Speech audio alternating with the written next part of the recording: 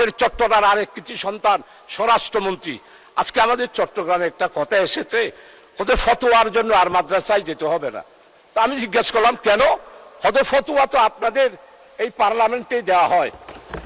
ফতোয়া কিরকম? ফখরুল ইসলাম মাননীয় মন্ত্রী, উনি যেমন ইসলাম নয়, জামাত ইসলামীও ইসলাম নয়। মানে স্পিকার, জামাত ইসলামীকে জানতে হলে 100 বছরের ইতিহাস জানতে হবে।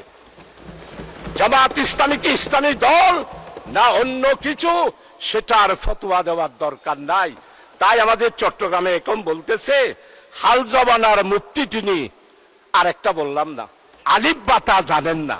মানে স্পিকার, আমরা ফতোয়ার জন্য আর হাটহাজারে যাব না, ফতোয়ার জন্য পটিয়াও যাব না, ফতোয়ার জন্য লালবাগেও যাব না।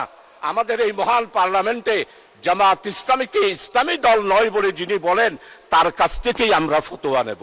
মানে স্পিকার, জামাত ইসলামের ইতিহাস, গণতান্ত্রিক আন্দোলনের ইতিহাস, জামাত ইসলামের ইতিহাস, ইসলামের উপরে যখন এই আঘাত এসেছে, জামাত ইসলামী বজ্রকণ্ঠে রাজপথে প্রতিবাদ করেছে, সারা বিশ্বে স্বীকৃতি দিয়েছে। জামাত ইসলামী হলো ইসলাম রক্ষার জন্য একটি মাত্র বাংলাদেশে, অন্যান্য ইসলামী দলের মতো নয়।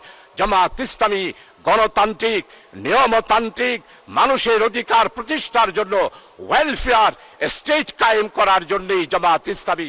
তাই নির্বাচনের আগে আমাদের বক্তব্য ছিল ন্যায়, ইনসাফ, বৈষম্যহীন, কল্যাণময় একটি রাষ্ট্র আমরা কায়েম করতে চাই। মাননীয় স্পিকার,